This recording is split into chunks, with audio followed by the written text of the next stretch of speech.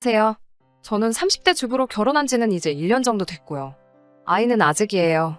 아이를 빨리 갖고 싶었는데 남편이 경제적으로 안정이 되면 갖자고 해서 아직이네요. 요즘 뉴스를 보고 있으면 부부 사이에 어떻게 저렇게까지 할 수 있을 법한 사건 사고들이 참 많이 나오더라고요. 저는 그 이야기의 주인공이 제가 될 줄은 꿈에도 몰랐습니다. 저는 직원 숫자가 6명 정도인 작은 무역회사에 다니고 있어요. 벌써 거기서 근무한 지도 4년이 넘어가네요. 공무원 시험을 준비하다 뒤늦게 시작한 사회생활이지만 부지런한 성격 덕분에 잘 적응해서 하고 있어요. 지금의 남편과는 사회생활을 막 시작했을 무렵 직장인 독서동호회에서 만났어요. 독서동호회라곤 하지만 토론을 하거나 하는 건 아니었고요. 종이로 된 책을 좋아하는 사람들이 만나서 가볍게 커피도 마시고 책도 서로 빌려 읽는 정도의 모임이었어요. 10명 남짓의 동호회에서 남편은 회비를 관리하는 사람이었어요. 돈 관리가 깔끔하고 투명했고 거기에 성실하기까지 한 남편을 저를 포함한 모든 회원들은 신뢰하게 되었어요. 하지만 모임 시작 후 2년이 지나고 절반 가까운 사람들이 먼 곳으로 이사를 가거나 이직을 하게 되면서 모임도 결국 해체되고 말았습니다. 당시 저와 남편은 그나마 20분 거리의 직장에서 각자 근무하고 있었기 때문에 계속 연락을 주고받았고요. 그렇게 자연스럽게 연인으로 발전했네요. 제가 그동안 봐온 남편은 매사알뜰하고 꼼꼼한 사람이었기에 저는 그를 이상적인 남편감으로 생각했어요. 그 흔한 술이나 담배에 돈을 쓰는 것 같지도 않았고 브랜드 옷이나 신발을 걸치진 않았어도 깨끗한 사람인 게 보였거든요. 물론 가끔 연애하면서 특별한 곳에 가고 싶을 때도 있었고 분위기를 내고 싶은 순간도 있었기에 서운한 적도 덜어 있었지만요. 그런 기색을 느낄 때면 남편은 늘 언젠가 자리를 잡고 그때에도 늦지 않는다며 저를 다독였습니다. 저는 그 말을 믿었고요. 그렇게 1년 좀 넘게 연애를 하다가 남편의 우리 같이 살면서 미래를 준비하면 어떻겠냐는 프로포즈에 제가 좋다고 하면서 결혼까지 하게 된 거죠. 사실 결혼 과정이 순탄치만은 않았어요. 일단 결혼 이야기가 나오자마자 상견례 장소부터 문제가 되었습니다. 제 성격이 화려하고 사치를 좋아하는 건 절대 아니지만 인생에 한 번뿐인 결혼식인 만큼 저도 나름 생각해오던 그런 그림이 있었으니까요. 강남에 있는 한 식당에서 양가 어른들을 모시고 진지한 분위기에서 상견례를 하고 싶었어요. 하지만 남편은 인터넷에서 할인 쿠폰을 구했다며 패밀리 레스토랑에서 상견례를 하자고 하더군요. 거긴 제가 학생 때 자주 가던 곳인데 말이죠. 제가 조용한 곳에서 여유롭게 하고 싶다고 말했지만 남편은 자기 주장을 굽히지 않았어요. 이제부터 결혼 준비하려면 여러모로 돈이 들어갈 텐데 양가 어른들도 다 이해해 주실 거라면서요. 물론 이해해 주시긴 하셨지만 저희 아버지는 나지막히 남자가 너무 돈돈하는 것도 좋지 않다며 좀 걱정을 하셨어요. 상견례 자리에서도 저희까지 전부 해서 6명이었는데 남편은 여기는 식전해주는 빵이 무료에다가 무한리필이 되고 하니까 메뉴는 4개 정도만 시켜도 충분하다며 손바닥만한 스테이크 2개에 스파게티 하나, 피자 하나를 시키더라고요. 어찌나 남편의 그런 모습이 남사스러운지 제 얼굴이 뜨거워지더군요. 그걸 눈치채신 저희 친정부모님께서 편하게 더 먹으라며 본인들이 사시겠다고 했어요. 그러자 남편은 이것저것 2-3개를 더 시키더라고요. 상견례가 어떻게 흘러가는지도 모르겠고 저는 그저 마음속으로 제발 남편이 돈을 냈으면 좋겠다고만 생각한 것 같아요. 하지만 아니나 다를까 식사가 끝나고 사람들이 일어나자 남편은 눈치를 보더니 화장실에 잠깐 다녀온다고 자리를 뜨더라고요. 결국 저희 부모님이 식사값을 계산하셨어요.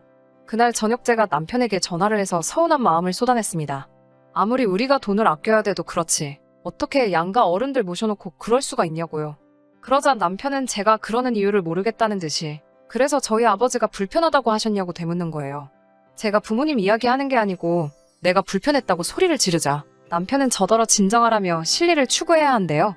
하지만 그때만 해도 아직 제가 콩깍지가 씌어 있었는지 차마 결혼을 엎을 수는 없겠더라고요. 그래, 우리 둘의 더 나은 미래를 위해서 그런 걸 거야 라며 참았습니다. 이건 시작에 불과했다는 걸 그땐 몰랐어요. 남편은 여러 업체를 돌아다니며 저에게 견적을 내보라고 성하였어요. 스튜디오 촬영도 아는 동생에게 부탁한다고 자기만 믿으라고 호언장담을 하더라고요. 저희는 결국 7월 한여름에 바깥에서 웨딩 촬영을 하게 되었습니다. 그때 찍은 사진 보면 제대로 제가 눈뜨고 있는 게 없어요. 거기다 사진 찍어준 아는 동생은 취미로 야생화 같은 걸 찍으러 다니는 사람이지 이렇게 본격적인 웨딩 촬영은 처음이었다고 하더라고요. 정말이지 그 사진만 보면 지금도 속상하고 억울해서 눈물부터 나요. 그것뿐만이 아니고 드레스도 여러 곳에서 입어보고 신중하게 고르고 싶었는데 입어보는 것도 다 돈이라면서 딱 3벌 입어보고 결정했어요. 그나마 화장하고 머리는 남편한테 거짓말하고 좀 더 비싼 데서 하긴 했네요. 그래도 제가 참고 또 참을 수 있었던 이유는 이 모든 절약이 우리 둘의 미래를 위해서라고 믿었기 때문이에요.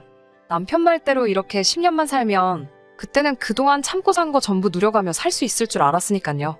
그런데 이게 속된 말로 죽 써서 개준 거더라고요. 신혼집은 남편하고 저하고 정확히 반반씩 해서 경기도에 있는 작은 빌라에서 시작하게 되었어요. 같이 살기 시작하니 남편의 절약 정신은 정말 제가 예상한 것보다 더 심각했어요. 일단 안 쓰는 코드는 하나라도 꽂혀 있으면 안 되더라고요. 심지어 TV도 안 볼 때마다 빼놔야 되고요. 핸드폰 충전기도 그냥 꽂혀 있으면 안 돼요. 화를 내거나 그러는 건 아니지만 들으란 듯이 한숨을 푹푹 쉬며 그걸 다 뽑고 다니니 너무 신경이 쓰이고 짜증이 나더라고요. 그리고 장을 보러 가면 계란 한 줄만 사더라도 최소한 3군데 마트는 가요. 다 가격 비교하고 다니느라고요. 제가 맨날 기름값이 더 든다고 해도 귀등으로도 안 들어요. 저희는 일주일에 5만 원으로 예산을 잡고 장을 보고 있어요. 그런데 가령 고기를 산다거나 해서 예산이 초과가 되면 남편한테 그 자리에서 전화를 걸어 상의를 해야 해요. 이런 이야기를 처음에는 친정 어머니께 몇 번 했는데 어머니가 저보다 더 스트레스 받아 하셔서 요즘에는 어디 이야기할 곳도 없어요. 그냥 저 혼자 삭히고 살았어요. 그리고 올 겨울 정말 춥잖아요. 그런데 수도꼭지를 딱 미지근한 물 나오는 곳까지만 돌아가게 고정을 해놔서 따뜻한 물을 제대로 못 써요. 샤워도 10분으로 시간을 정해놓고 10분이 넘어가면 계속 화장실 밖에서 1분 넘었다, 2분 넘었다 시간을 재면서 눈치를 주더라고요. 이런 결혼 생활이 지속이 되니까 정신병에 걸릴 것 같더라고요. 그래도 또 한편으론 스스로 무서울 만큼 제가 적응을 해가고 있었죠. 그러다 얼마 전 친정집에 누수 문제가 있어서 저희 부모님이 며칠간 저희 집에 오신 적이 있어요. 제가 남편한테 어른들 감기라도 드시면 고생하시니까 빨리 수도꼭지 풀어놓으라고 난리를 쳐서 부모님이 따뜻한 물로 샤워는 하실 수 있었어요. 그런데 생각지도 못한 데서 정말 충격적인 장면을 목격하고 말았습니다. 영하 13도였던 밤이었어요. 저희 집은 베란다가 없는 빌라라서 우풍이 있거든요. 그래서 제가 남편에게 부모님 따뜻하게 주무시게 해드리라고 신신당부를 했죠. 저는 그날 야근이었거든요. 그런데 집에 와보니 이 미친 인간이 저희 부모님에게 침낭을 드렸더라고요. 지는 오리털 이불을 덮고 처자고 있고요. 제가 어이가 없어서 남편을 흔들어 깨웠어요. 남편이 덮고 있던 이불을 뺏어서 저희 부모님을 덮어드리니 두 분이 잠에서 깨시더라고요. 제가 너무 창피하고 죄송해서 눈물을 흘렸어요. 그러자 저희 부모님은 웃는 얼굴로 강서방이 많이 쪼잔하고만 일하며 씁쓸한 미소를 보이시더라고요. 저는 부모님이 들으실까봐 남편에게 크게 소리도 못 지르고 바로 인근에 호텔을 예약해 두 분을 그리 모셨어요. 부모님이 호텔로 가신 뒤 저는 처음으로 남편에게 악을 쓰며 달라들었습니다. 내가 시부모님께 그래도 상관없냐고 그러자 아니 손님용 이불이 따로 있지도 않고 어쩔 수 없어서 그런 건데 왜 그렇게 난리냐며 오히려 화를 내더군요. 저더러 침낭이 얼마나 유용한 물건인지 아냐면서요. 폭풍 같던 주말이 지나고 남편이 출근한 날 저는 남편 몰래 회사에 병가를 내고 집에 남았습니다. 남편에게 어떻게 복수를 할까? 나도 똑같이 시부모님을 추위에 떨게 해야 하나 고민을 했어요. 멍청하고 생각 없는 짠돌이 남편이 문제지 사실 시부모님이 무슨 죄가 있겠어요. 저는 중고물품 파는 곳에다가 저희 부부가 쓰던 퀸사이즈 침대를 무료 나눔한다고 글을 올렸습니다. 파는 것도 귀찮고 남편이 오기 전에 없애버리고 싶은 마음뿐이었거든요. 결혼할 때 샀으니 거의 새거나 마찬가지였어요. 글을 올리기가 무섭게 몇 사람이 앞다투어서 가져가겠다고 하더군요. 그러다 어떤 사람이 20만 원을 줄 테니 자기한테 팔려고 제시를 해와서 그 사람한테 팔았습니다.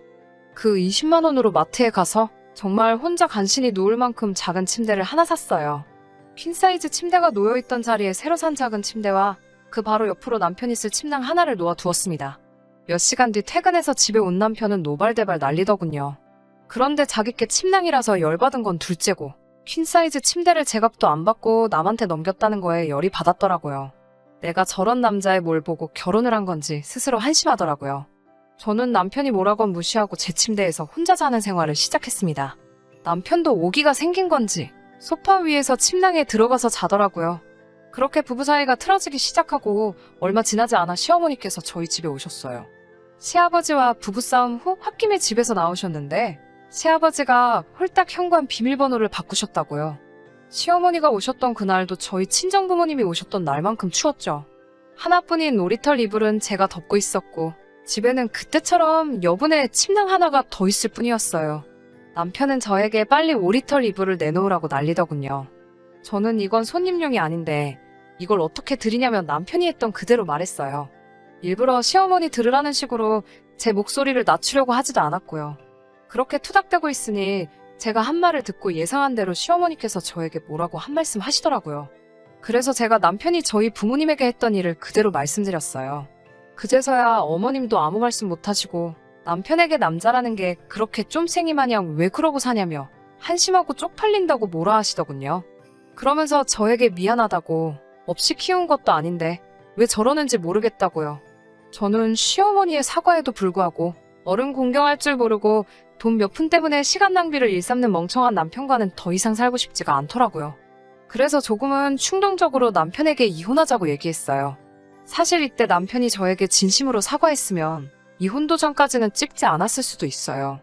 그런데 남편이 또 이혼도 돈 드는 거 모르냐며 왜 돈쓰리를 자꾸 만드냐고 한숨을 쉬더라고요.